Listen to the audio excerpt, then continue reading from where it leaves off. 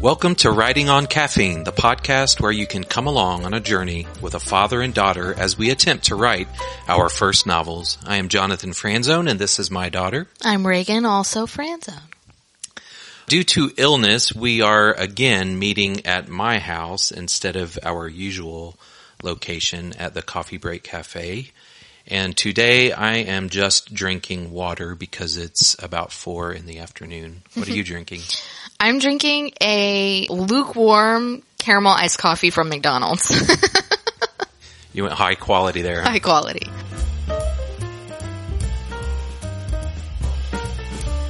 Today we would like to talk about world building, building the world inside your novels. So I guess the first question is, what is world building? I mean, apart from its kind of self-explanatory name, I guess it's creating all the tiny little nuances of the world that your characters live in, the kind of people that live there, demographics, geography, magic systems, the kind of money they use. Exactly. Yeah. Great definition. Thank you. Okay, so we have a list that we'll go through. So the first one we'd like to talk about is setting. There are different categories of this. It can be on Earth, the actual Earth that we actually live in, or it could be Earth-like. This would be a world that's similar to ours with humans and all of the different things, but maybe not necessarily the same countries or continents even. And then it could be completely alien, so a completely different world, not the same continents, maybe not even continents at all. Maybe there's no ocean. So you're going to have to decide that for your novel. Which have you gone with? The novel I'm attempting to write is Earth-like. And I feel like most fantasy novels are Earth-like. Yeah, I think so too. Unless you know, go with like sci-fi fantasy and then you can hit up Alien. But I'm not a huge fan of Earth settings. For me, it's difficult to read and to write in just Earth settings because they're like, I'm walking down Main Street in Chicago, and I'm like, I don't know what that looks like. How can I describe it when I don't know what that looks like? Exactly. I feel like I'm lying to people. That's what Pinterest is for. You also have time period, which is a factor that you need to consider. So this could be futuristic, obviously, if it's a science fiction novel. Or dystopian. Or dystopian. You'll want to be in the future sometime. It could be near future or extreme future. It could be modern, like set in current times, or if it's like not Earth-like, or it's Earth-like, or even alien, it could just be like a modern type things that we're comfortable with now. Or it could be ancient, and I feel like a lot of the fantasy novels that you like, dragons and knights and stuff, fall into the ancient category. I guess more medieval times, so kings and castles. And yeah, that's where I'm working from. So next we have tools and utility is the category I put this under. You have to decide sort of what the tools of your world are going to be. What sorts of things will they use to do different things? In a science fiction type novel, it's going to be very technological. There's electricity, obviously. It's going to be either modern or futuristic. So we obviously have technology right now. We're recording this on a laptop with microphones. And if it's sci-fi, then you have spaceships and lasers and that sort of thing. There's also a genre called steampunk. Yep. It's not my favorite. You don't like steampunk? So steampunk is sort of wild, wild west type periods or Victorian era. But also there's this technology that's sort of steam driven, but a little bit more technologically advanced than that time period was. Kind of like Brandon Sanderson's Alloy of Law. I felt like that was a little steampunk. It was very steampunkish, and then he also adds magic, or yeah, I guess it's magic on top of that. Magic and guns. Yay. And then you have magic systems if your world is primarily magic based. So think Lord of the Rings. You've got magic in that world. Even though Lord of the Rings really doesn't have a ton of magic, it's mainly about people doing really hard things. And then the magic is kind of there for an awe factor. So when Gandalf shows up and just shines a bright light, you don't really know how that works or what it does, but we're glad it happened. Right. There's not a lot of laws of magic set out in the Lord of the Rings, I don't feel like. Right, exactly.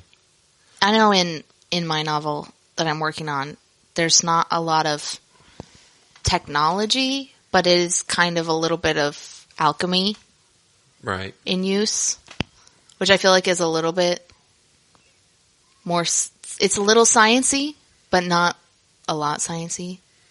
Yeah, alchemy, the art of alchemy goes back pretty far. So there were men, I think in Victorian eras and even before that, probably medieval ages, dreaming up ways of turning common metals into gold, which would be alchemy. But then also like creating medicines and things of that nature. Yeah. Which I'm sure a lot back then was just some sort of alcohol and something to make it, I don't know, a different color. Dip the toe of a rat in it. It'll Yeah. cure cancer. Gross. So you mentioned rules with magic. So what did you mean by rules? When you're writing a magic system, there are really two directions you can go, and that's like a magic with consequences and a magic without consequences. And when you're writing a magic without consequences, I think the rule is you're not allowed to use it.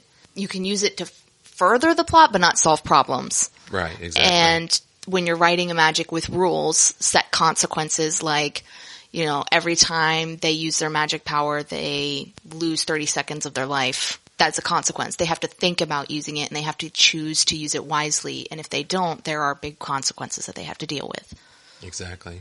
Yeah, I think I first ran across this through Brandon Sanderson, actually.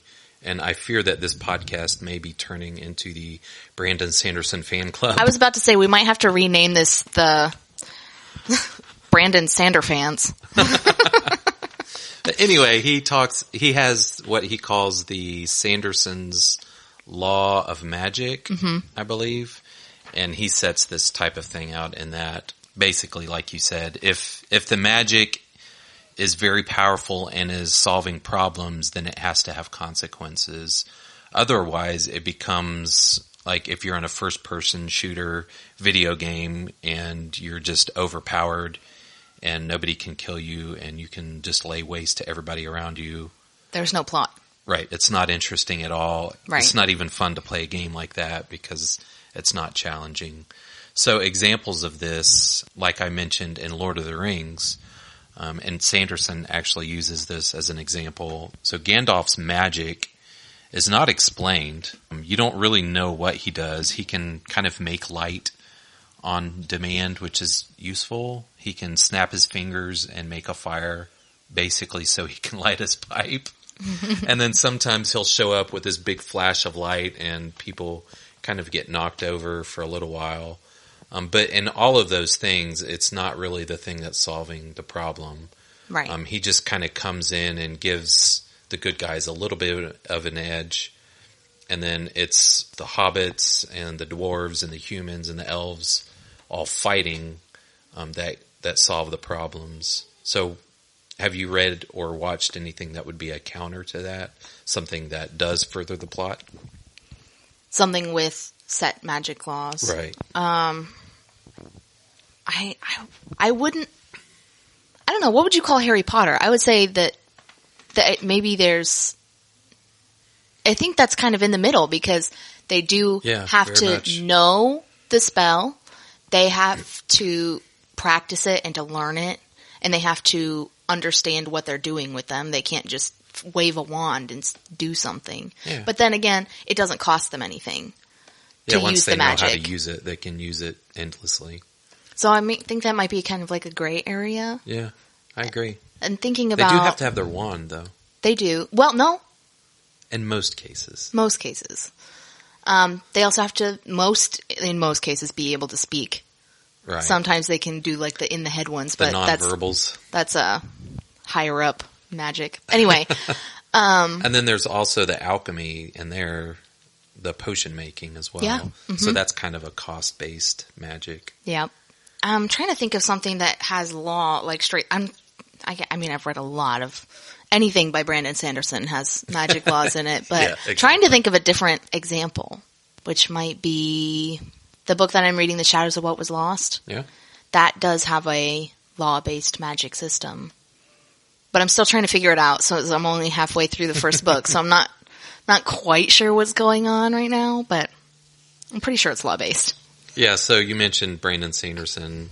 So in his Mistborn series, he's got allomancers, and so they ingest metals. So they have to have the metal on hand to ingest. It's just small flakes that they put in like liquid, like water or whiskey in some cases.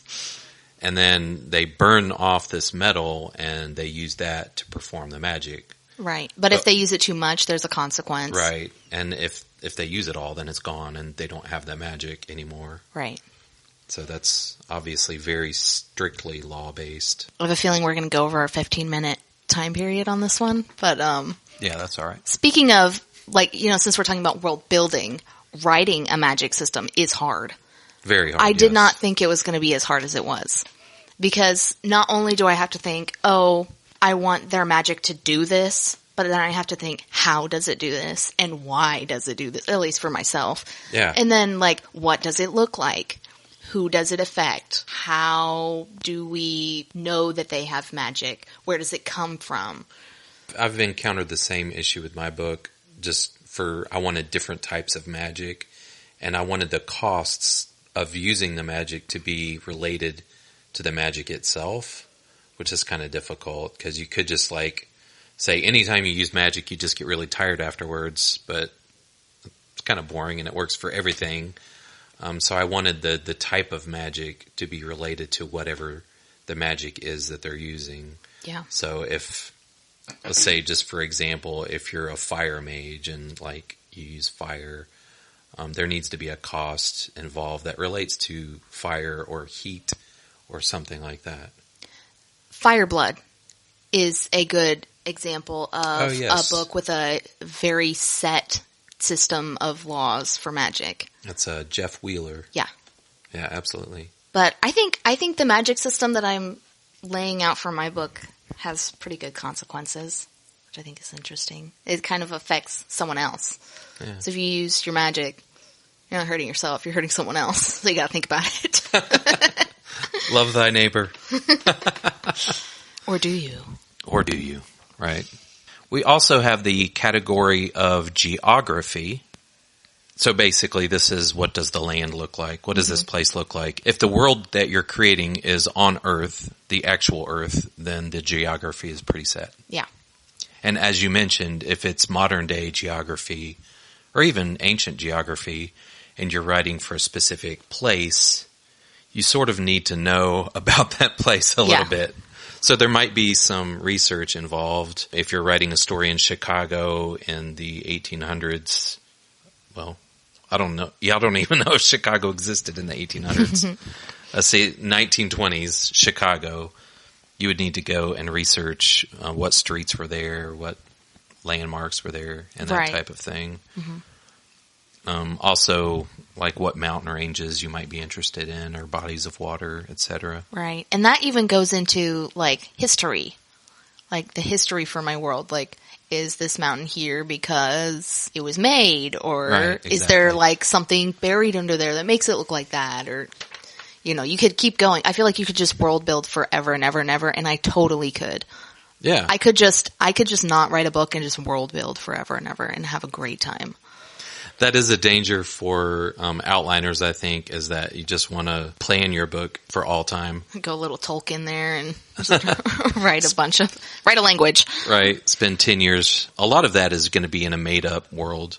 So you're creating a new geography. The Mistborn series is a made-up geography. Fireblood. Yeah, Fireblood is. The Lord of the Rings is made-up geography, but it's kind of set in a way that makes you think that it's like ancient Earth. Oh, really? Yeah. I did not know that. Harry Potter is Earth, but it's kind of also feels a little made up because they're kind of secluded in an unpopulated area. Yeah, so they have to create pockets of geography that are not known currently. So that's pretty interesting. It's kind of a little bit of both. Although there is a Hogwarts now that you can go to. There is. Not in Harry Potter World in Universal? Yeah, that's what I meant. Oh. I was like, wait, we need to go see it. Like a real sized one? I want to go. Yeah. Geography was also something that's very difficult for me. I'm not good at, do I need to draw a map? Or should I just say, they walked north? Because other people are going to want to know, I'm sure. Right. Or maybe they don't. Maybe they don't care. I think they do. I appreciate it when there's a map at the beginning of a book, and I 100% flip back anytime a location is noted in a book. I will flip back to the map and look at it. Exactly, and that was going to be my point, is how many books do you see, fantasy novels, with maps in the front, and how much do you love them? I love them very much. I love them as well. I saw a book that had a map, but it was in the back, but it was fold out, so you could have it folded out while you were reading. That's very cool. Yeah. The next category is demographics. This is basically who are the people in your story. Could have just humans if it's a story set on Earth, modern day, or it could have humans, elves, dwarves, aliens, you name it. Hybrids. Hybrids, yeah. I tend to veer towards just writing humans.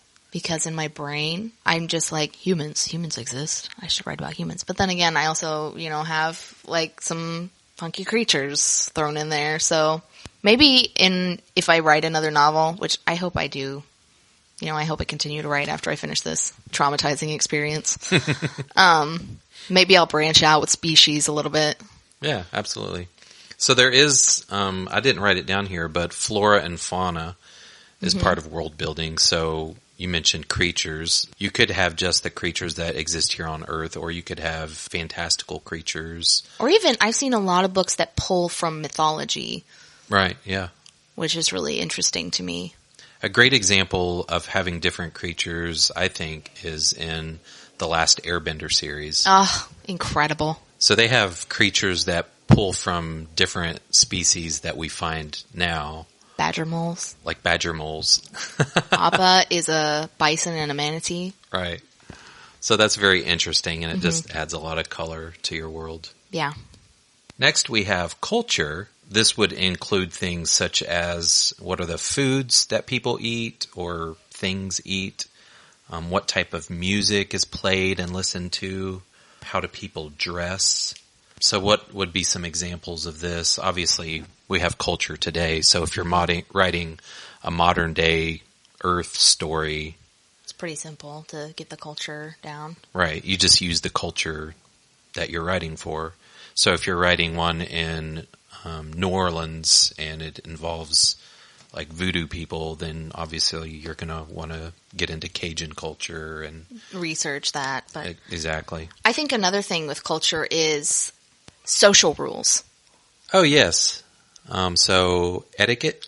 Yeah, like when we meet someone, you shake someone's hand, but in, your fantasy world, you might, stick your tongue out or stick your pinky in your ear. I don't know, like, you know what I'm saying though? Right. Like even today, like in some Asian cultures, you bow. Right. Whereas in the Western world, you shake hands. We, in America, find eye contact to be engaging, while other cultures find it to be inappropriate. Right. So coming up with stuff like that is different too. An interesting example is in the Way of King series by, you Brandon guessed it, Sanderson. Brandon Sanderson. So he has this thing where the women in that world have a safe hand, and it's just like I can't remember which hand it is, but their hand when they're in public has to be in a sleeve. It's not a glove, it's a sleeve that like completely encloses their hand. And for them to have their hand out of that sleeve is just completely inappropriate in public. They can only have their hand out of the sleeve when they're like with their husband. Interesting. Yeah, and as the story progresses, you see some of the women who are more roguish and kind of fighting and stuff, they move to more of a glove situation, which is a little bit risque. Yeah, because you can see the fingers. You can see how the form of the hand, but it's still covered. Right. Which is very interesting because their other hand is totally just out there. Yeah. But he makes it work, and it does add an interesting layer to the story, which isn't really a driving point of any of it, but it just adds color. Yeah, they do that in Jeff Wheeler's Fireblood too, with the Romani who have to wear the earring. Yeah. To show that they're part of the people, and if they take it out, it's like a huge deal. I need to read that series again. It's so good. It is really good. We need to start talking about him more. But also, Brandon Sanderson, please listen to our podcast. We love you. Please endorse us. And finally, we have religion. So most stories will have either an express religion or an implied religion. Even if they don't mention religion, that sort of is a religion. When I first started writing my book, I kind of veered away from religion, like writing religion. But now that I'm getting more into it, I see it's actually kind of hard to write without some sort of religion. So I've been creating that, and I feel like it actually does really help drive the plot along. Yeah. Because it gives you reason to be like, well, they do this because they're religious. That's what the priest says, so you have to do it. Yeah, one really great example of this is an author named Raymond Feist. Mm-hmm. He writes this series of books. The first one is Magician, or it may be called Apprentice. Magician's Apprentice? I can't remember. Anyway, it's a fantastic series. And it's polytheistic, so there's multiple gods.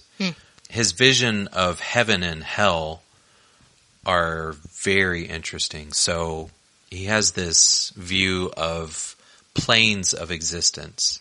So we live on this plane, and this is just the normal plane for us. But there is a higher plane of existence, and for us, that's heaven. And there are gods there. But for the people that live there, those gods, there's another higher plane of existence, which is heaven for them. So our world is hell for them. Exactly. Gotcha. And so for us, there's a lower plane of existence, which for us is hell, and then a lower even. And I think, I can't remember if he has multiple levels or how many, or if it's just infinite. But I wonder if it would end up being like circular. Yeah, it could be. Yeah. But in one of the books, there are multiple main characters that have to go to the lower level, and the entire book is in that level, and it is like the story is written in hell. It's very dog-eat-dog type world. Mm-hmm. People are just battle-hardened and killing everybody, and it's a lot of that, but they learn to live in that world for a time and achieve their goal, which I can't even remember what the goal of the story was. So my question for that is, when they're in, so if they're like bad in the world and then they like descend into hell, if they do better, can they come back up and can they like climb up the levels and start getting better? Good question. I don't know. I would like to know that answer. We need to contact the author. Yeah. Or just reread the stories. You could have a monotheistic religion or a polytheistic religion or even atheistic. Most of your science fiction novels are probably going to veer atheistic. Mm-hmm. I read a series where it was, I guess, polytheistic, where there were 30 different gods. Mm-hmm. And, you choose whichever one you want to worship and you just go with that one. But then also, like later you find out that they're not actually gods. They're just beings that got trapped in the world. And so they're trying to escape. Right. So that's really interesting when they do something like that. Is there, a god here, or is there not? And it's a little pushing the boundaries maybe a little bit. And another interesting example would be the Marvel Universe with Thor. So in the Marvel series, he's just one of the Avengers running around with his hammer and laying waste to bad people, or sometimes fighting with other good people in Civil War, which was a terrible movie. And if we're going to bring up Brandon Sanderson again. Yes, by all means. He's I'm trying to think of how you would describe that, because would you call it monotheistic? Because in the beginning, they're only worshiping the Lord Ruler. Right. Who is not really a deity. God. He's just a dude. Yeah. Who lives a really long time. But then towards the end, they start doing more omniscient God. I think it would be polytheistic. So they have different religions, especially in the later like the Wax and Wayne series. Yeah, the Wax and Wayne series. And in the old series, the Lord Ruler, he's almost like the Egyptian Pharaoh. So Pharaoh was seen as a god. or in Roman times, Caesar was seen as a god. Mm-hmm. That's really interesting to watch that progression, because it's in that 3-book series that we go from having like one dude that we're worshiping into more of a polytheistic type situation, which I thought was really interesting. That is interesting. I've never thought about that aspect of those novels.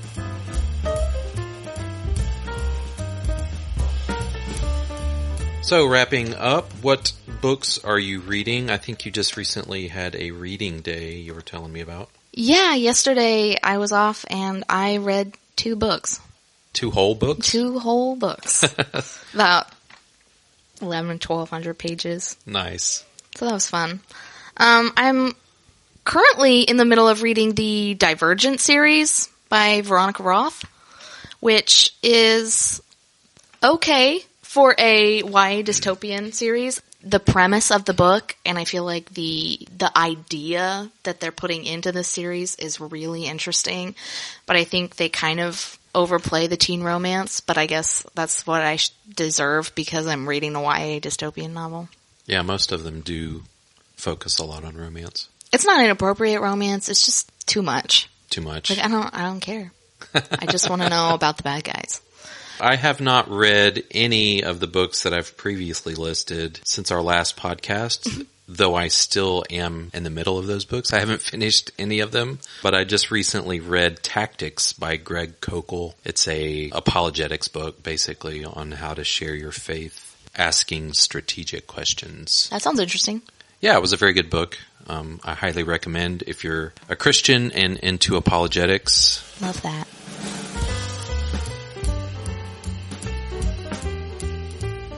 Thank you for joining us in episode 5 of Writing on Caffeine. We hope you'll join us again in 2 weeks. Please visit the website, writingoncaffeine.com, where you can view the show notes and subscribe so that you never miss an episode. Bye! Bye-bye. Thank you for joining us in this fifth So close. Fifth episode 5. How about that? Mm-hmm.